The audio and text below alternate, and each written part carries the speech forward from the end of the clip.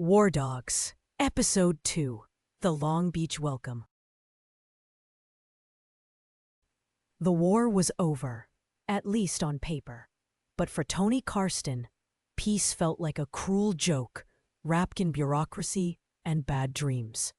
He'd been back in the States for 6 months, officially discharged, honorably. Paperwork squared away, a handful of medals in a drawer he never opened.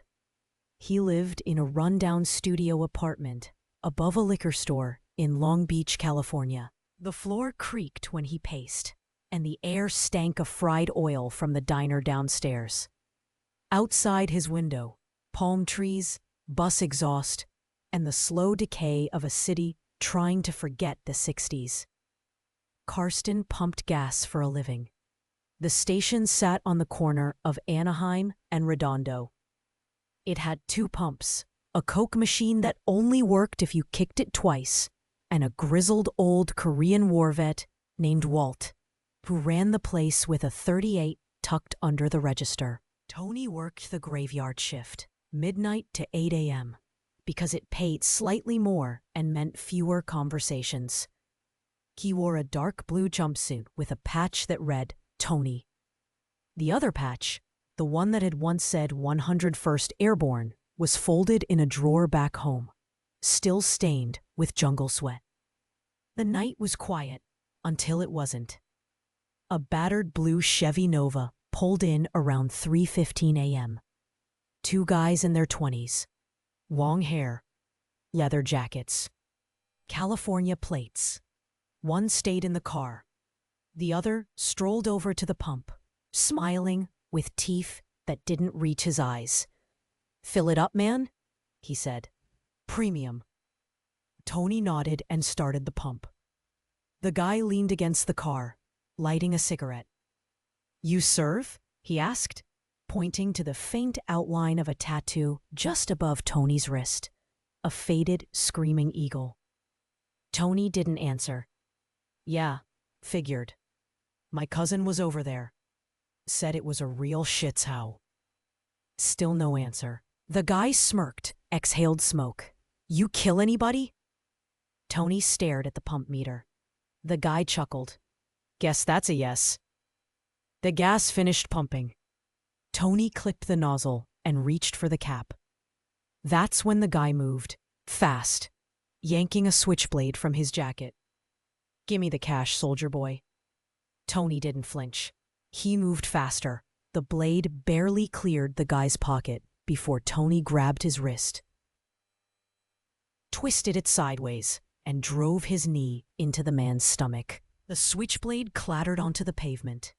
The man crumpled with a choked breath, wheezing as his friend shouted from the car and peeled out of the lot, tires squealing.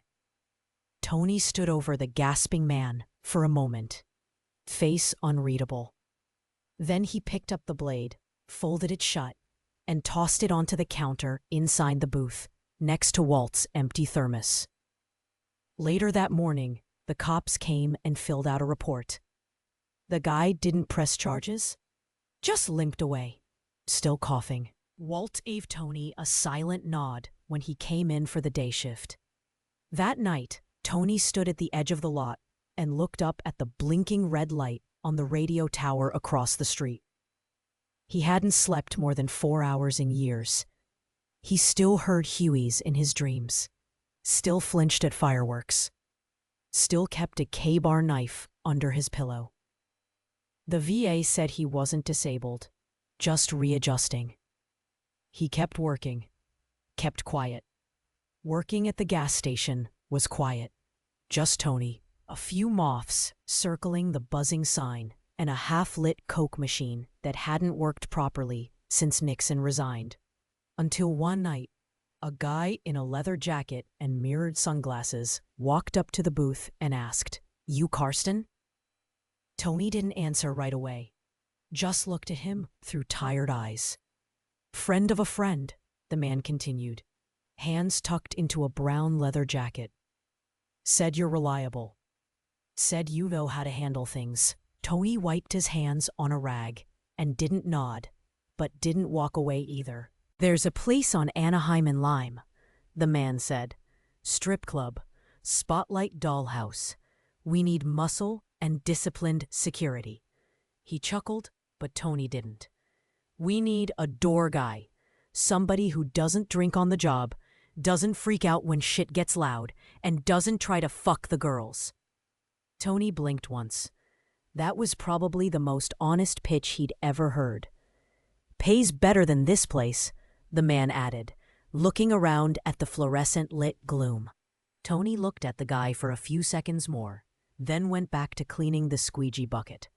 He didn't say yes, but 3 nights later, he was at the dollhouse, in a black button-down shirt, standing with his arms crossed next to a red neon sign that buzzed louder than most of the dancers.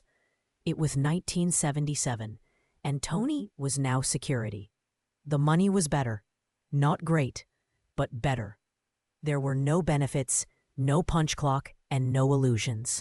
The strip club boss was a guy named Dale, who looked like he used to run coke for someone scarier, and had survived long enough to go legit. The girls always flirted with Tony. He ignored them.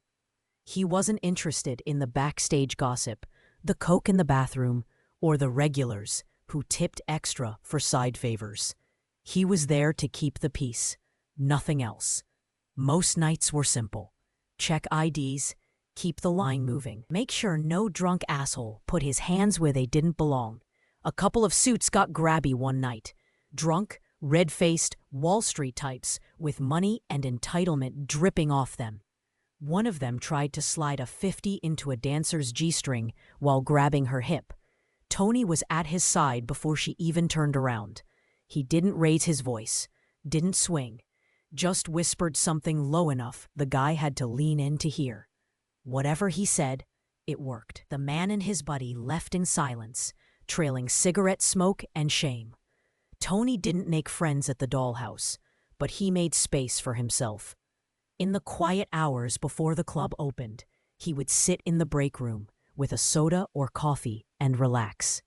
The break room smelled like cigarettes and Pine Sol, even though nobody had mopped in weeks. Tony sat in a worn wooden chair, the legs uneven on the linoleum floor, a half-warm can of Tab sweating on the table next to him. A stack of old magazines lay scattered beside it. National Geographic, Guns and Ammo, a faded Time cover with Carter's face, and, on top, the latest Soldier of Fortune. He liked the survival articles, the gear reviews, the classified ads, the weird mercenary stories about Frenchmen in Chad or American Green Berets running boat raids in Cambodia 6 months after the war officially ended. It was all bullshit, probably, but it felt familiar. He flipped past a piece on landmine tactics in Angola, past an article about ex-Green Berets training private police forces in Guatemala. Then he saw it, a full-page spread, bold red letters stamped across the page like a challenge. Be a man among men. Below the text was a photo, a lean white soldier in tan camouflage, holding an FNFAL rifle across his chest, standing under a flat African sky. Dust at his boots, a unit patch he didn't recognize.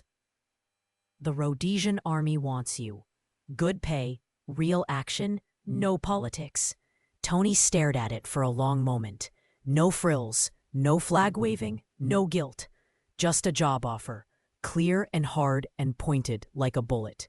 He read the fine print. Foreign volunteers accepted. Combat experience preferred. He tore the page out with quiet precision, folded it into thirds, and tucked it into the same pocket where he kept the matchbook that held his Social Security card. Spotlight Dollhouse would still be there tomorrow, but something in his chest had already shifted. This concludes Episode 2 of War Dogs. Stay tuned for Episode 3, Be a Man Among Men.